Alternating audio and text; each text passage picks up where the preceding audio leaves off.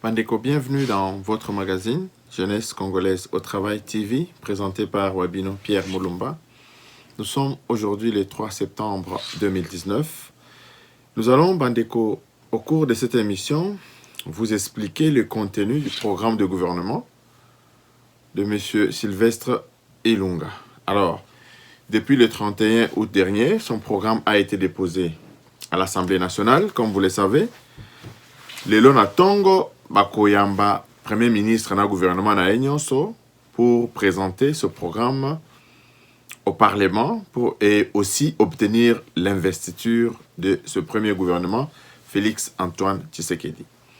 Alors, Bandeko, nous allons aller à beaucoup plus en détail sur le contenu de ces 16 pages qui donnent un peu une physionomie, sinon une architecture, sinon le squelette de ce que sera le travail du gouvernement dans les 5 années à venir. C'est là, Bandeko, cette émission, à notre avis, nous est d'une importance capitale parce que c'est l'ossature, c'est le socle même du combat dans notre politique. Vous savez d'où l'on vient, vous savez où l'on est, et aujourd'hui, il est question de regarder les défis majeurs de notre pays. Et le premier défi majeur de notre pays, c'est aujourd'hui avoir les gouvernants qui travaillent pour le peuple et l'opposition qui est l'œil de ce peuple par rapport à ceux qui gouvernent ou à ceux qui dirigent. Ceux qui, pour l'instant, on peine donc à obtenir une opposition digne de son nom, républicaine, quand on a affaire à des gens qui sont en train de parler d'autre chose, des élections de 2023, pendant que nous sommes en 2019, pendant que notre population est en crise à plusieurs mots, et ceux sur qui nous pouvions compter comme opposants, donc ne font pas donc notre travail. Alors, notre émission Bandeko est donc une émission d'exhortation à chacun de vous pour atteler les mains, ici qu'à Azali, à Fongolamisu, pour que ce gouvernement puisse nous donner le meilleur donc de lui-même. Alors, na sepeli mingi parce que na tangin de konabiso Sylvestre Ilunga Ilukamba, il a élaboré un programme du gouvernement en 15 piliers. Et ces 15 piliers sont regroupés en 4 secteurs, principaux secteurs. Mais dans le préambule, M. Ilunga a écrit des choses extrêmement intéressantes parce qu'il dit par exemple que depuis des décennies, notre nation se cherche un chemin pour son redressement et son salut. Donc depuis des décennies, aujourd'hui, personne ne peut nous dire que notre pays est sur la bonne voie et sur le redressement. Parce que nous sommes à la recherche donc de ce redressement. Tous les gouvernements qui se sont succédés ont porté chacun l'ambition de créer les conditions d'une dynamique de développement économique et social. Mais chacun de ces gouvernements, dit M. Ilunga, se sont butés à des contraintes de tous ordres qui n'ont pas permis le décollage effectif de notre grand pays. C'est une évidence, vous le savez. Mais ce qui nous a encore davantage marqué dans ces préambules, c'est que M. Ilunga atteste bien que les défis à relever sont connus de tout le monde. Dans notre pays, tout le monde sait quels sont les défis à relever. Je vais vous ouvrir une parenthèse. Alors, il dit, M. Ilunga, avant d'ouvrir la parenthèse, je termine ses propos, il dit « Les défis à relever sont connus de tous et les solutions ne peuvent être possibles que si tous les Congolais prennent conscience de l'impérieuse nécessité de mettre leur pays sur une nouvelle voie, celle de la vertu et de l'éthique, celle de l'effort et du travail, celle de la justice et du droit, celle de la solidarité et de la fraternité. » Solidarité et fraternité. est-ce parce que je suis de l'Équateur, je dois invectiver celui des Bandundu? Ou est-ce parce que je suis des Bandundu, je dois activer celui du Kasaï? Est-ce parce que je suis du Kasaï que je dois invectiver celui du Katanga? Ce sont des défis à relever. Mais ce qui est encore important, Bandeko, Ezali, le fait qu'il y a une nécessité impérieuse à mettre notre pays sur les vertus.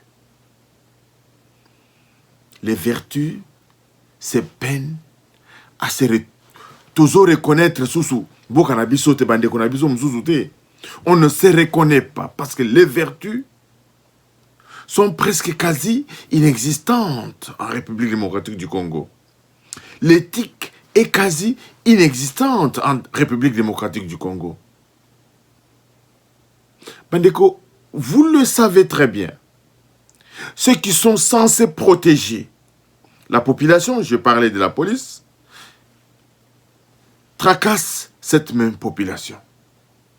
J'ai suivi comment les militaires ont mis des barricades sur des rails et perçoivent à chaque passage 500 francs. Je salue la bravoure du vice-gouverneur de la ville de Kinshasa. Je salue la bravoure de M. Silvano Kasongo, du général Silvano Kasongo, qui ont démantelé toutes ces barrières qui perturbent la vie des paisibles citoyens dans notre pays. Donc, l'éthique et les vertus ont disparu dans notre société. La corruption s'est érigée en méthode de gouvernance, Bandeko. Alors, pour revenir un peu au sujet, au principal sujet de notre émission, c'est donc ce programme de gouvernement que nous allons brièvement vous présenter. Je vous ai dit tout à l'heure que le Premier ministre a donné 15 piliers dans son programme de gouvernement. Et dans les 15 piliers, les 15 piliers sont regroupés en 4 secteurs principaux. Le premier secteur, c'est d'abord le secteur politique, défense et sécurité. Dans cette rubrique, la préoccupation de ce gouvernement, du gouvernement Ilunga, sera d'abord à pacifier notre pays et faire la promotion de la réconciliation, de la cohésion et de l'unité nationale. Bandeko, si on veut que notre pays aille de l'avant, le Premier ministre l'a compris, il a énuméré ce pilier comme étant le pilier numéro 1 dans son programme du gouvernement. La pacification du pays, la promotion de la réconciliation et de la cohésion nationale. On peut développer, mais le Premier ministre a été bien succinct. Il a énuméré, il y a plusieurs points, je ne peux pas vraiment vous en lire, mais voilà un peu le principal problème politique. Alors que tout le monde dans notre pays, toutes les institutions habilitées à reconnaître les institutions de la République, alors que la communauté internationale a reconnu le gouvernement, a même promis de travailler avec ce gouvernement, mais à l'intérieur de notre pays, il y a encore des politiques qui sont en train de mener une politique de diversion, une politique dépassée, des hautes toits de là, que je m'y mette. Ça ne marchera pas. Le deuxième pilier, Bandeko, c'est le pilier économique. Le deuxième secteur, je voulais dire, c'est le secteur économique et finance. Le Premier ministre parle de notre économie et de nos finances. Il dit par exemple qu'il va lutter contre la corruption et les crimes économiques. Ça, c'est le quatrième pilier. Il dit que le Premier ministre va lutter contre la corruption et les crimes économiques. Créer une juridiction spécialisée dans la lutte contre la corruption, la fraude fiscale, le blanchissement des capitaux, ainsi que le détournement des deniers publics. Ça, c'est une très bonne chose.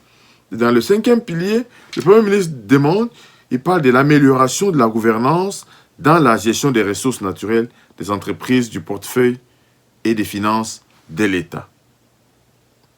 l'État doit mettre en place les différents mécanismes pour mobiliser les recettes. Et une fois ces recettes mobilisées, les recettes pourront être injectées dans les secteurs prioritaires de notre pays, et notamment, essentiellement, l'éducation et le social du peuple congolais, ainsi que les infrastructures. Dans le troisième secteur, nous avons le secteur de la reconstruction. Bandeko, tout est à reconstruire dans notre pays. Nous avons besoin des hôpitaux qui sont à reconstruire de manière prioritaire et urgente. Nous avons besoin des écoles à construire de manière urgente. Et le Premier ministre l'a compris.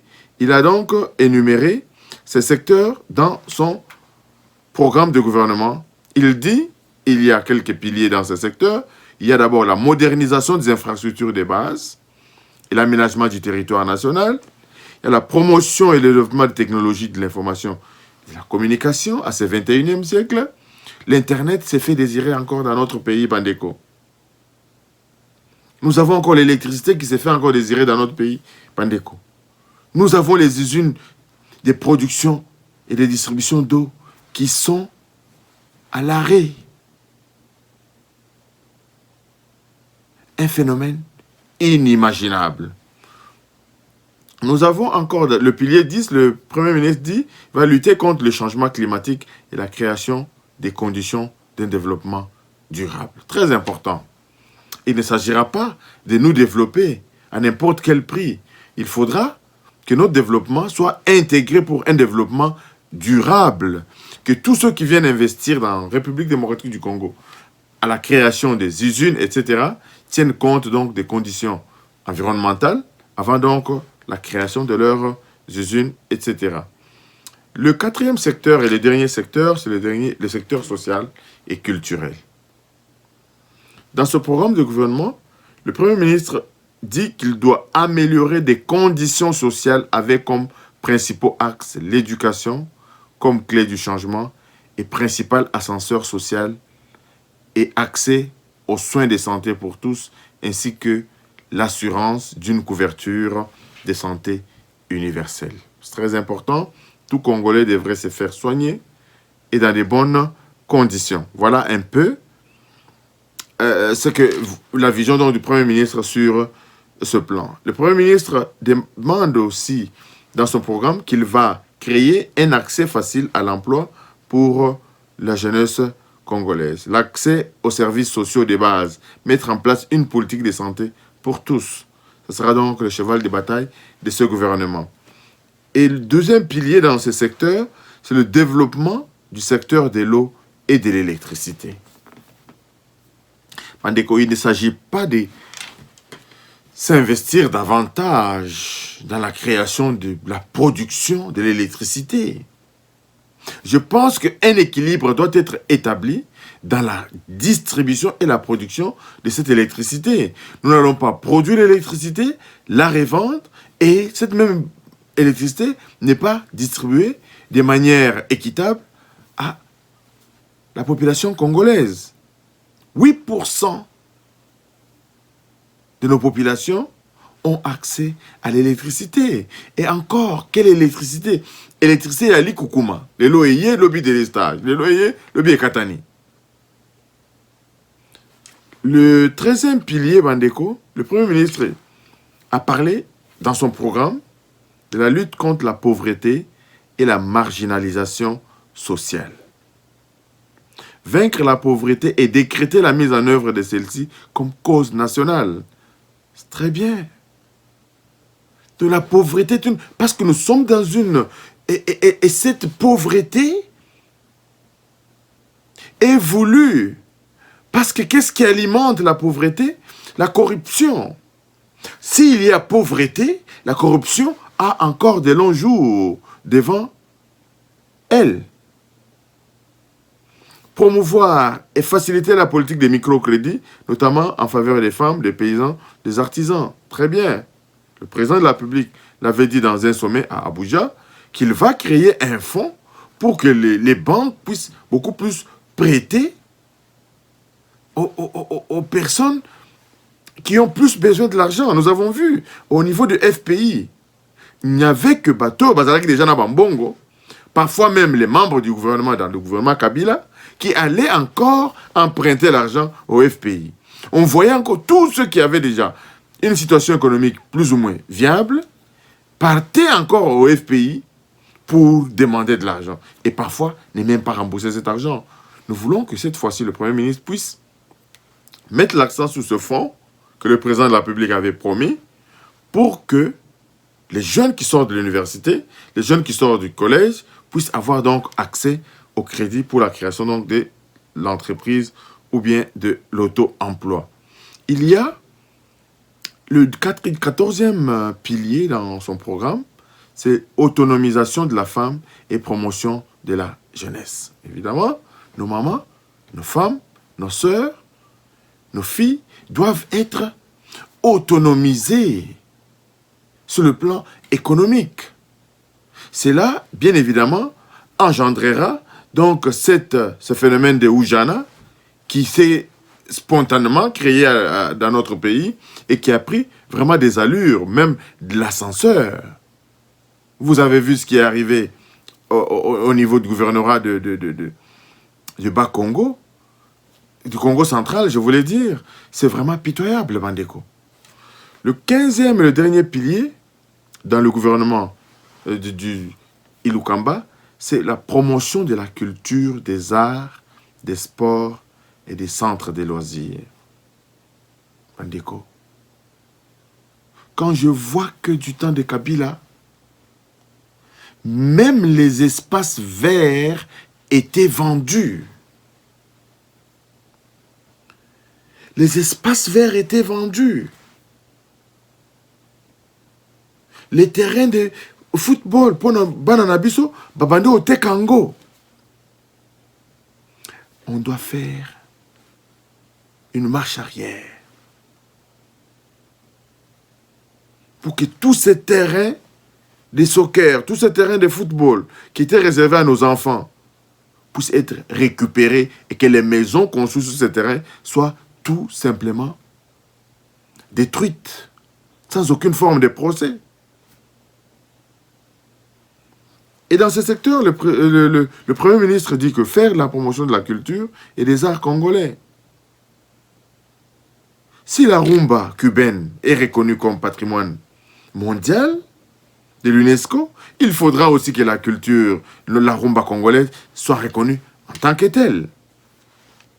Il sera proposé un projet de loi portant réglementation des activités culturelles et artistiques.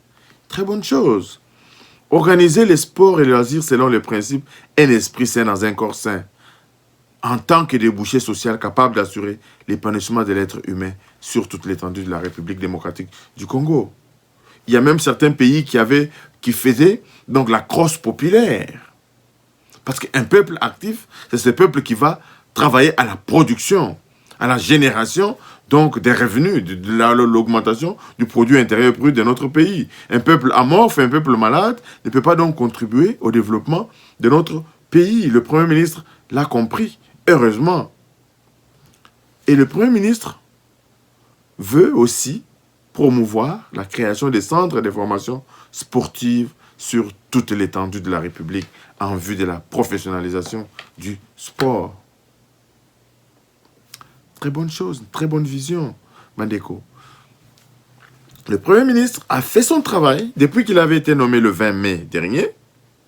Il a fait un travail titanesque. Bien que cela a pris beaucoup de temps, le gouvernement a vu le jour. Le programme de ce gouvernement a vu le jour. L'investiture de ce gouvernement va voir le jour.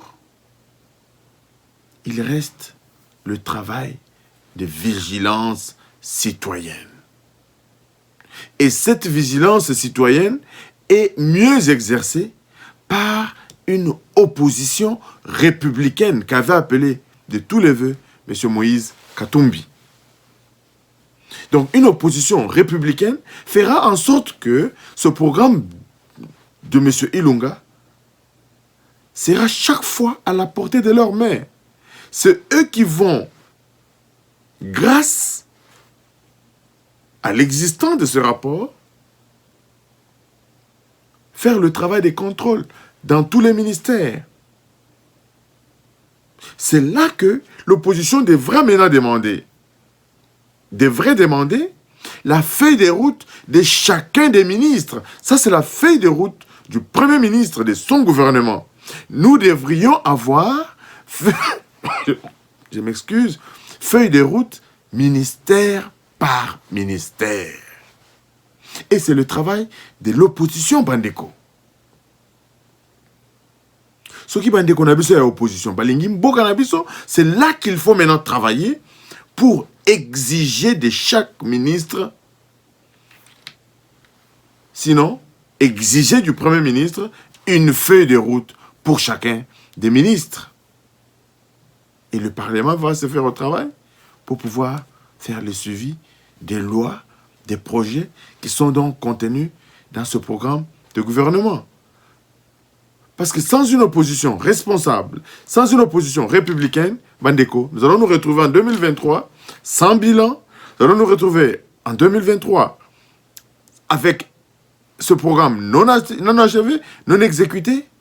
Et le malheur du peuple congolais ne fera que s'empirer. Le président de la République a montré sa bonne foi. Le président de la République est sur tous les fronts. Il a redoré le blason téné de notre pays sur la scène internationale.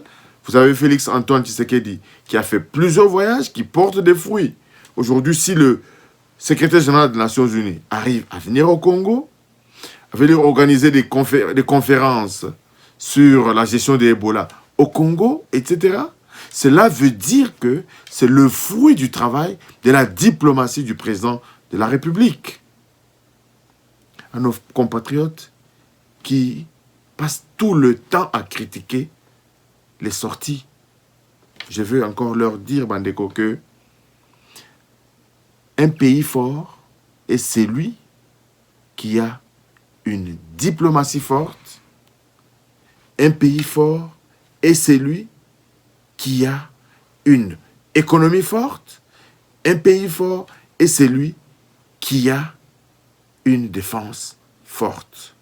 Le président de la République est en train de renforcer ces trois piliers de notre pays.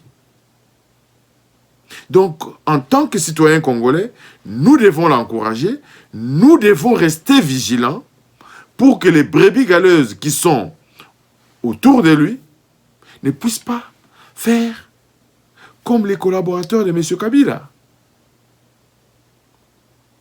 Parce qu'aujourd'hui, on ne peut pas rejeter toute la responsabilité de la gestion de notre pays à M. Kabila. Il y avait nos frères qui géraient ce pays, qui n'ont pas pu faire leur travail. Alors, c'est là que nous demandons aussi à l'UDPS, qui aujourd'hui est parti au pouvoir, d'échanger les fusils d'épaule, d'éviter les distractions, de former les militants à la gestion de la chose publique. Comment on se comporte lorsqu'on est parti de l'opposition qui passe au pouvoir.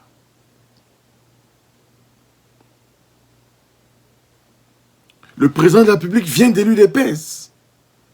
Chaque membre de l'UDPS devrait être l'oreille et l'œil du président de la République. Le président a décrété la gratuité de l'enseignement. C'était aussi aux membres de l'UDPS de s'organiser pour faire des vérifications à ce que ce programme soit respecté, parce que nous savons dans notre pays qu'il y a toujours des récalcitrants qui vont toujours créer des frais pour faire payer nos parents des sous, alors qu'on a décrété l'enseignement gratuit. Donc, Bandeko, changeons le fusil d'épaule, patron de l'UDPS, changez le fusil d'épaule, soutenez le président de la République par une vigilance accrue. À tout le peuple congolais, Bandeko, tout élément, que chacun, là où il est, contribue donc à l'épanouissement de notre cher et beau pays à travers un contrôle accru de ce que font les membres du gouvernement, de ce que font nos gouverneurs, de ce que font tous nos représentants locaux, etc. Merci de m'avoir suivi, Bandeko. Abonnez-vous sur notre chaîne. Envoyez-nous vos remarques, vos observations. Nous les diffuserons. Merci et à la prochaine. Bye bye.